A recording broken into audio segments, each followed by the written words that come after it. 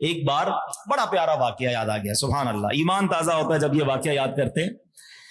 غریب صحابہ تھے، جو صحابہ مکے سے آئے تھے نا وہ کیا کہلاتے تھے؟ مہاجرین، اور مدینے والے کیا کہلاتے تھے؟ انصار صحابہ۔ تو مہاجرین صحابہ جو تھے، غریب صحابہ جو تھے، وہ ایک بار نبی پاک علیہ الصلوۃ والسلام کے پاس آئے۔ کتنی پیاری کمپلین ہے مگر کتنی پیاری ہے۔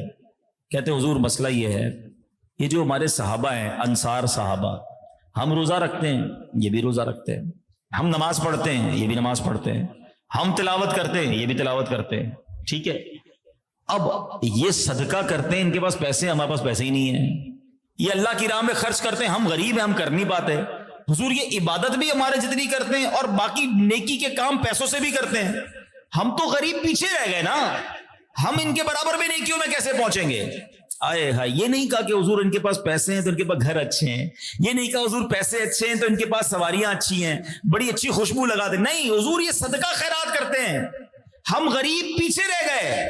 اللہ اکبر، میرے آقا کی تربیت دیکھیں صلی اللہ تعالی علیہ وسلم۔ نبی پاک نے یہ نہیں فرمایا چلو یہ پیسے لو تم بھی ان کے برابر ہو جاؤ، نہیں، آقا نے فرمایا اگر میں تمہیں ایسا وظیفہ بتا دوں کہ اگر تم وہ وظیفہ کر لو تو جو نیکیوں میں تمہارے آگے ہے تم اس کے برابر ہو جاؤ۔ صحابہ کہتے حضور تو زبردست، اچھا ہو گیا، ہمیں بتا دیں ہمیں، کیونکہ پیسے لینے نہیں آئے تھے نا، پوائنٹ سمجھیے گا، وہ مال لینے نہیں گئے تھے، وہ نیکیوں میں مقابلہ چاہتے تھے۔ تو آقا نے فرمایا تمہیں وظیفہ بتا دیتا ہوں، وظیفے پہ عمل کرنا تم برابر ہو جاؤ گے۔ حضور ضرور بتائیے۔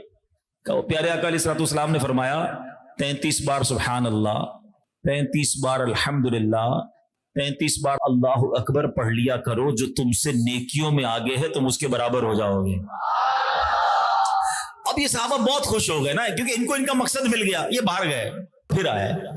اب پتہ کیا کہتے ہیں؟ کہتے ہیں جو آپ نے وظیفہ بتایا نا یہ امیر صحابہ نے بھی سن لیا ہے، حضور آپ وہ وظیفہ بھی کر لیں گے، پہلے پیسے میں آگے تھے اب وظیفہ بھی سن لیا ہے۔ آقا نے فرمایا ذالک فضل اللہ یؤتیہ من یشاء، یہ اللہ کا فضل ہے، اللہ جسے عطا فرمائے۔ میں نے جب یہ واقعہ پڑھا تھا مجھے اتنا پیار آیا صحابہ پر کہ کیا تھا یہ صحابہ کرام کے دل میں کہ ہم بھی نیکیوں میں آگے بڑھیں، ہم بھی جناب نیکیوں میں پیچھے نہ رہ جائیں۔ آج کتنا برا حال ہے ہمارا کہ ہمیں کوئی تہجد گزار نظر آئے، کبھی دل میں یہ خیال نہیں آتا کہ یار یہ تہجد پڑھتا ہے میں کیوں نہیں پڑھتا، کوئی حافظ قرآن ملے ہمیں کبھی یہ خیال کیوں نہیں آتا کہ اس کے دل میں پورا قرآن ہے، مجھے صحیح قرآن پڑھنا نہیں آتا، کوئی دین کا کام کرنے والا نظر آئے ہمارے دل میں یہ خیال کیوں نہیں آتا کہ یار یہ کاروبار بھی کرتا ہے، جاب بھی کرتا ہے، مگر درس بھی دیتا ہے، بیان بھی کرتا ہے، بدری قافلے میں سفر کرتا ہے، میرے دل میں یہ خیال کیوں نہیں آتا کہ میں اتنی نیکیاں کب کروں گا، یہ تو بہت پہلے جنت میں چلا جائے گا۔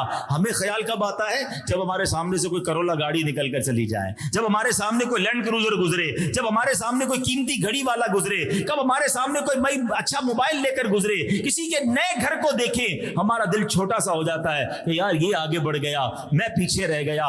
ہم نے اپنا ٹارگٹ ہی غلط بنایا ہے۔ صحابہ نے ٹارگٹ رکھا تھا نیکیوں کو، ان کو اللہ کی رضا حاصل کرنی تھی، ہم دنیا کے پیچھے بھاگنے والے بن گئے۔ اے میرے پیارے اسلامی بھائیوں، جو بات چلی تھی جمعے کی نیکیوں سے، جو بات چلی تھی زیادہ ثواب کمانے کا حرص اور ذہن ہونا چاہیے، وہ کمال کی بات ہے کہ ذہن یہ بنا لو کہ میں نے اگر کمپٹیشن کرنا ہے، اگر مقابلہ کرنا ہے تو نیکیوں میں کرنا ہے، اپنے سے زیادہ نیک آدمی کو دیکھ کر مجھے نیک بننے کا جذبہ بیدار کرنا ہے، انشاءاللہ پھر دیکھیں دنیا کتنی آسان ہو جاتی ہے۔ اللہ سے میں دعا کرتا ہوں رب کریم ہمیں نیکیوں کی حرص عطا فرما، ہمیں نیکیوں کی لالچ عطا فرما، مال کی، دنیا کی اور شہرت کی لالچ ہمارے دلوں سے دور کر دے۔ اے اللہ محبت دے دے، نیک اعمال کی محبت دے دے، تیرے حبیب کا سچا عشق عطا کر دے اور نیکیوں میں ہمارا دل لگا دے۔ اگر زندگی میں یہ حاصل ہو گیا تو پھر زندگی بڑی کمال کی ہوگی۔ اللہ کریم ہم سب کو جمعرات کی رات اور جمعہ کا دن